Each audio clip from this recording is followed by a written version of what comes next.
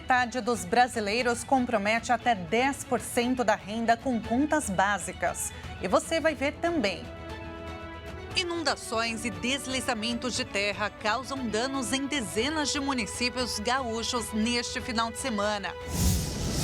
Após se entregar à Polícia Federal, o presidente do Solidariedade passa por audiência de custódia e exame de corpo de delito. Político é acusado de desviar 36 milhões de reais do fundo partidário e eleitoral em 2022. Após saída do ex-general Benny Gantz, Benjamin Netanyahu dissolve gabinete de guerra. E ainda, cúpula da paz na Ucrânia termina sem assinatura do Brasil. Presidente Lula não concorda que negociação não envolva Moscou. Essas e outras notícias você confere a partir de agora. Olá, boa tarde. Seja muito bem-vindo. Nós estamos ao vivo. Agora são 13 horas e 4 minutos pelo horário de Brasília. Vamos conferir o que é notícia no Brasil e no mundo nesta segunda-feira, 17 de junho. E pelo menos 19 municípios gaúchos registraram danos por causa de inundações e deslizamento de terra no último fim de semana. De acordo com a Defesa Civil do Estado, em São Luís Gonzaga, cerca de 15 mil pessoas foram afetadas e 400 tiveram que sair de suas casas. Famílias que residem em São Sebastião do Caí, na região metropolitana de Porto Alegre, começaram a sair de casa depois que o nível do rio Caí, que contorna a cidade, ultrapassou a cota de inundação. Subiu 42 centímetros em apenas uma hora. De acordo com a prefeitura do município, a cota de inundação é de 10,5 metros. E nesta segunda-feira, o nível chegou a 13 metros e 80 centímetros, o que fez com que o rio transbordasse e a água avançasse sobre a cidade. No distrito de Barra do Ouro, em Maquiné, 2.000 pessoas ficaram ilhadas. Em Dom Pedro de Alcântara, ocorreu um movimento de massa que ocasionou o desmoronamento de uma comunidade. Sem registro de feridos, somente danos materiais. Outros municípios afetados registraram chuvas intensas, inundações e destelhamentos. De acordo com a Defesa Civil, as regiões da Serra e Litoral Norte registraram pequenos movimentos de massa, sem maiores danos. A Defesa Civil do Rio Grande do Sul emitiu vários boletins com alertas sobre a elevação dos rios Taquari, Caí, Paranhana, Cadeia e Rio dos Sinos, que está em elevação a partir de Taquara. A recomendação é que a população que mora em áreas com histórico de alagamentos ou inundações procure abrigo em local seguro. E olha só esse dado, metade dos brasileiros compromete até 10% da renda com contas básicas. O dado faz parte de um estudo divulgado pela Serasa. Os pagamentos das contas básicas, como água, luz e gás, comprometem 10% da renda mensal de metade dos brasileiros. Para 11% da população, os débitos alcançam 40% do orçamento. Os dados divulgados pela Serasa revelaram ainda que em 63% das famílias, as contas são pagas por um único membro. Já a divisão das despesas essenciais acontece em 37% dos lares brasileiros. O pagamento das despesas com gás são os menos atrasados. Mas a conta de energia elétrica está há mais de 2 meses sem pagamento em 12% dos lares e a de água em 9%. No caso do gás natural encanado, o atraso é de apenas 1%. E ainda segundo a Serasa, o Brasil tem 67 milhões e 200 mil inadimplentes. E segundo a pesquisa, o principal motivo para o nome sujo é a renda insuficiente. No ano passado, a principal motivação para os débitos pendentes era desemprego. Isso porque milhares de pessoas ainda tentavam se recuperar após a pandemia. E, gente, ainda tentam, né? De acordo com a Confederação Nacional de Dirigentes Lojistas, 4 em cada 10 brasileiros adultos estavam negativados em março. Isso equivale a 40,89%. O total corresponde a um aumento de 2,67% na comparação com o mesmo período do ano passado.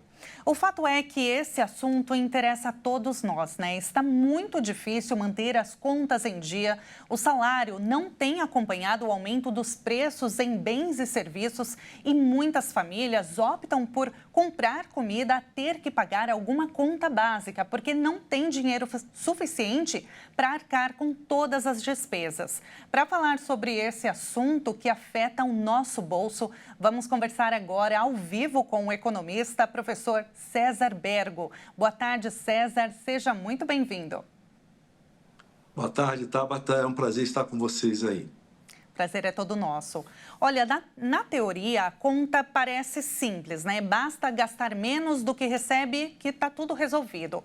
Só que na prática, César, isso pode ser mais complicado do que essa lógica sugere, né? Ainda mais em famílias de renda baixa que dependem de um salário mínimo, por exemplo. E, na verdade, não é que essas pessoas não tenham educação financeira, né? Mas muitos acabam se endividando porque a renda é curta e os juros são altos, é isso? O cobertor é curto, né? Você tem uma necessidade hoje calculada de um salário mínimo acima de R$ 6.000. O salário mínimo está longe disso, a gente sabe disso. Mesmo com o governo praticando o reajuste do salário mínimo acima da inflação, né? Não é suficiente. Então, muitas pessoas passam dificuldade. Como bem você lembrou, existe a situação em que os bens, tanto a água como o gás e também a luz, sobem acima da inflação. Então, o orçamento não acompanha, né, esses gastos. E acaba tendo isso, que escolher o que eu vou pagar esse mês, né? Não pode ficar mais 3 meses inadimplente, senão perde a energia. Então, a prioridade, de fato, das famílias tem sido pagar essas questões básicas. Mas tem a questão da alimentação também, como você bem lembrou. Nos últimos meses, o alimento tem subido acima da inflação também.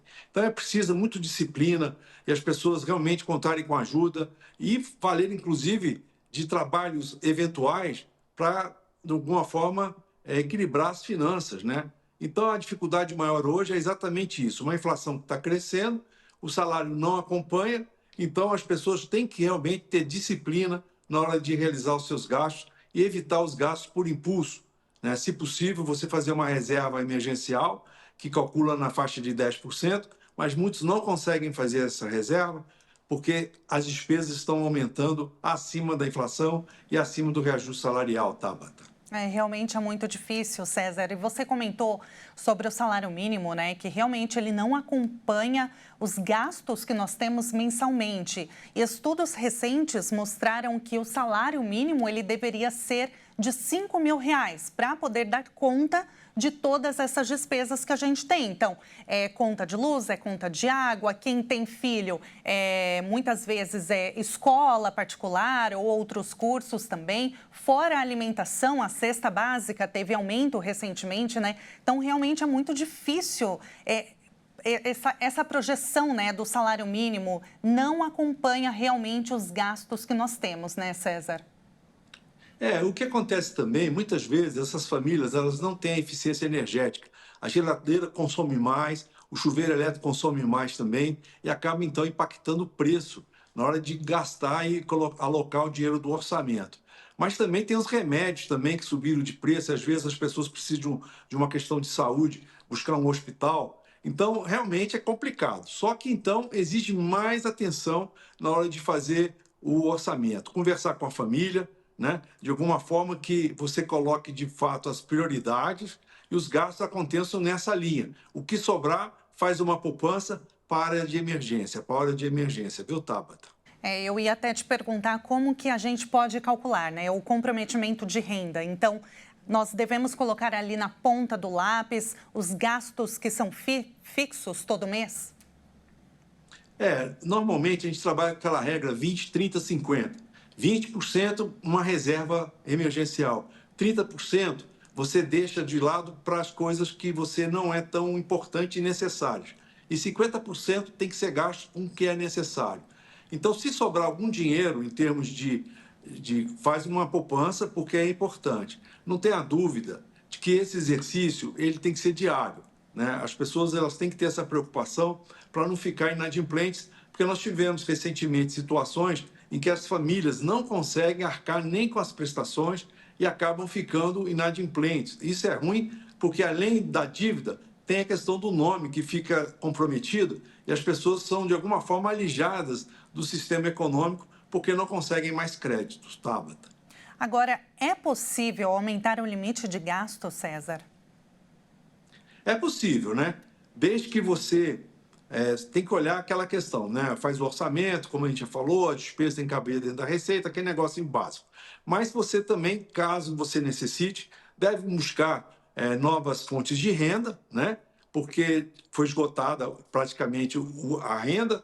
Então, essa necessidade de buscar, através de um trabalho autônomo, né?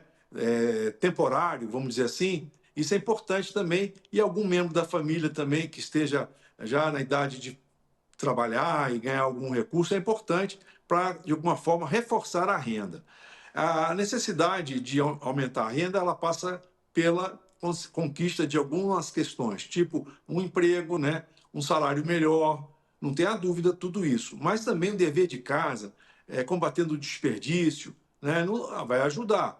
Então, como você bem colocou, existe a sazonalidade, né? No mês de janeiro, fevereiro, você tem os impostos, você tem as mensalidades escolares, você tem a matrícula. Depois, durante o ano, também vai aparecendo outras situações. Então, é bom guardar uma parte do orçamento para fazer frente a essas despesas não eventuais. Então, tem as despesas fixas, água, né, luz, telefone, isso aí são as fixas. E tem as variáveis, um restaurante que você deixa de ir, ou um gasto ou outro, uma viagem que você não realiza. Tudo isso também pode ser fruto de uma economia. Pensando sempre que a tendência é buscar a melhora do padrão de vida. A pessoa não pode ficar refém do orçamento. Então, de qualquer forma, esse planejamento é fundamental para a pessoa sair dessa questão ruim que é o endividamento. Agora, César, quem está com o nome sujo, está nos assistindo, por exemplo, então vou fazer a pergunta para a pessoa, né? Por onde que ele deve começar para colocar as contas em dia, limpar o nome? Olha, normalmente é negociar com o credor, né? Partir para uma negociação, porque o credor também vai olhar assim, prefiro receber alguma coisa do que não receber nada.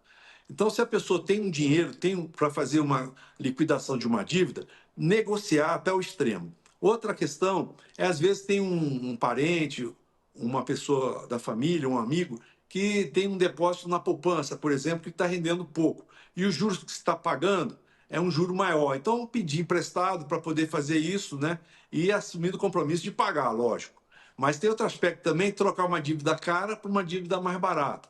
Às vezes a pessoa tem um crédito, cartão de crédito ou um crédito pessoal, ela toma um crédito consignado que a taxa de juros é menor. Então, ela acaba também, de alguma forma, podendo equilibrar e sempre lembrando, a prestação tem que caber no orçamento. Não adianta assumir um compromisso, dizer que vai renegociar, que vai... se você assume uma prestação que não cabe no seu orçamento. Então, né, esse sinal é importante e as pessoas mantendo essa atenção... É difícil, não tenha dúvida, né? A gente às vezes fala muita coisa, né? Mas quem está nos ouvindo é importante que tenha essa preocupação. Primeiro, converse com a família, busque uma alternativa que não seja pagar uns juros exorbitantes, e aí sim pode ter uma solução e sair desse vício, né? Do endividamento, né, Tabata? César Bergo, sempre com dicas valiosas e que são práticas, viu, no dia a dia. César, te agradeço demais, mais uma vez, pela sua participação aqui. Muito obrigada, viu? Otávio, até um prazer sempre estar com vocês aí. Disponha, tá bom? Um abraço. Um abraço. E olha, agora mudando de assunto, o presidente licenciado do Partido Solidariedade, Eurípides Gomes Júnior, já passou por audiência de custódia e fez exame de corpo de delito. Ele está preso preventivamente em Brasília, após se entregar à Polícia Federal no sábado. O político ficou 3 dias foragido. E na audiência de custódia, os advogados do dirigente partidário pediram que a prisão preventiva fosse convertida em domiciliar, com uso de tornozeleira eletrônica. Mas o pedido foi negado pela Justiça. O político, um dos alvos da Operação Fundo no Poço, segue em uma cela da Superintendência da Polícia Federal, em Brasília, e deve ser transferido ao Complexo Penitenciário da Papuda, no Distrito Federal. Eurípides Júnior é acusado de desviar 36 milhões de reais do fundo partidário e eleitoral do Partido Republicano da Ordem Social nas eleições de 2022. O esquema criminoso consistia no uso de candidaturas laranjas pelo país, superfaturamento de serviços de consultoria jurídica e desvio de recursos partidários destinados à Fundação de Ordem Social, entidade do partido. O político preso é investigado por crimes como organização criminosa, lavagem de dinheiro e falsidade ideológica. Antes de se entregar à Polícia Federal, Eurípides Júnior se licenciou da presidência do Solidariedade por tempo indeterminado. Em nota oficial, a sigla destacou que Paulo Pereira da Silva, conhecido como Paulinho da Força, que ocupava a vice-presidência nacional, assume o comando do Solidariedade. A defesa de Eurípides Júnior afirmou que seu cliente vai conseguir provar inocência diante dos fatos em apuração. Os tribunais de justiça dos estados vão decidir se os presos do regime semiaberto vão continuar saindo temporariamente. Mesmo após a derrubada pelo Congresso Nacional, a saidinha de presos vai ser decidida, caso a caso, pelos tribunais. A decisão sobre manter ou suspender as saídas temporárias fica a cargo dos juízes dos tribunais estaduais. Cada estado tem formado um entendimento próprio sobre o direito dos presos e as mudanças na lei. Há impasse sobre a decisão, uma vez que a lei que proíbe as saídas temporárias foi aprovada pelo Congresso, mas é objeto de questionamento no Supremo Tribunal Federal.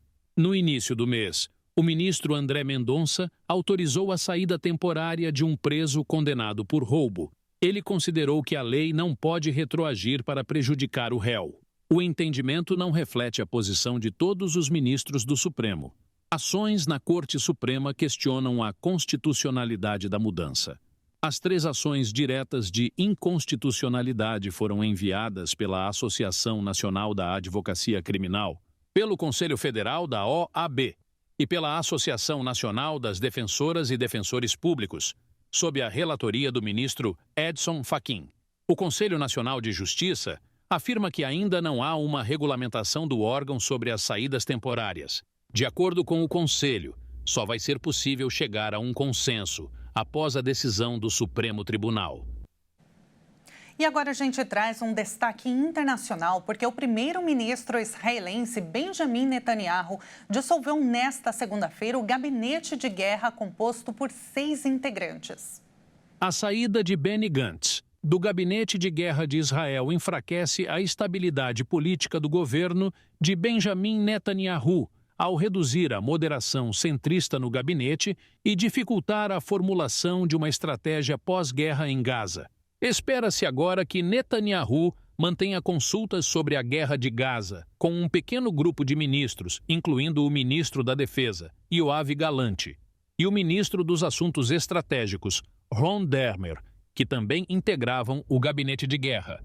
O fórum foi formado depois que Benny se juntou a Netanyahu em um governo de unidade nacional no início da guerra, em 7 de outubro de 2023, e também incluiu Gadi Eisenkot e Aryeh Deri, chefe do partido religioso Shas, como observadores.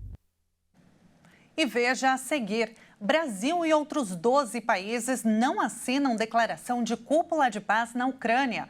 E ainda, colisão entre trens mata pelo menos 8 pessoas e deixa dezenas de feridos na Índia. Todos os detalhes daqui a pouco, não saia daí.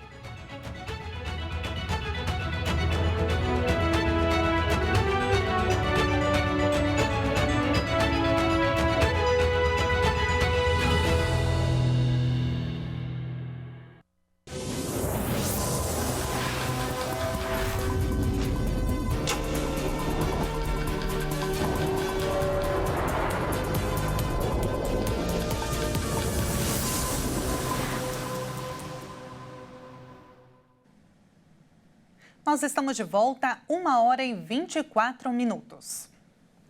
O Brasil foi uma das nações que não assinaram a declaração final da Conferência pela Paz na Ucrânia, que aconteceu na Suíça. Além do Brasil, que participou como observador, a Arábia Saudita, o México, a Índia, a África do Sul e a Indonésia também foram alguns que não assinaram o documento da cúpula. A declaração final foi firmada por 80 das 92 nações. A lista de signatários também inclui a Comissão Europeia, o Parlamento Europeu e o Conselho da Europa, mas nenhuma outra organização internacional. O presidente Lula rejeitou os convites para a cúpula pelo fato de não ter, no Encontro pela Paz, a participação da Rússia. O comunicado final do encontro reafirma a integridade territorial de Kiev e apela à troca completa de prisioneiros de guerra, bem como o regresso das crianças deportadas da Rússia. O presidente da Ucrânia, Volodymyr Zelensky, disse que não há tempo e que assim que estiverem prontos, deve haver uma nova cúpula e alguns países já se ofereceram para acolher. E pelo menos 8 pessoas morreram e cerca de 40 ficaram feridas em uma colisão entre 2 trens nesta segunda-feira na Índia. Há vários mortos e feridos com diferentes níveis de gravidade. Nas redes sociais, o primeiro-ministro da Índia, Narendra Modi, expressou condolências aos que perderam seus entes queridos. O governo local informou que médicos, ambulâncias e equipes de emergência foram enviados ao local para as tarefas de resgate, recuperação e atendimento médico. A Índia tem uma das redes ferroviárias mais extensas do mundo e já registrou vários acidentes fatais, o mais grave deles em 1981, quando um trem descarrilou em uma ponte no estado de Bihar, matando 800 pessoas. Nos últimos anos, a Índia iniciou uma campanha para reformar a rede ferroviária e investiu milhões de dólares para modernizar as estações e os sistemas de sinalização. E antes de encerrar, a gente vai para uma região chamada Madrigal de las Altas Torres, na Espanha. Vem comigo. Com construções declaradas bens de interesse cultural, o município de Madrigal de las Altas Torres abriga um grande pedaço da história espanhola. A região fica na província de Ávila, comunidade autônoma de Castela e Leão, com 1.763 habitantes espalhados em uma área de 106 quilômetros quadrados. Seu ponto principal está nas grandes construções antigas, que hoje são preservadas e um símbolo de orgulho e história dos espanhóis.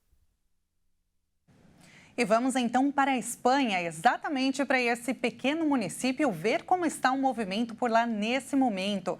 E olha só, a câmera de hoje que você vai ver é bem inusitada, viu? É bem de cima de um ninho de cegonhas brancas. Isso mesmo, a cidade ao fundo e o ninho no foco da câmera. Olha só que incrível, podemos ver o que parece, né, ser a mamãe cegonha e o filhote bem abaixo no ninho.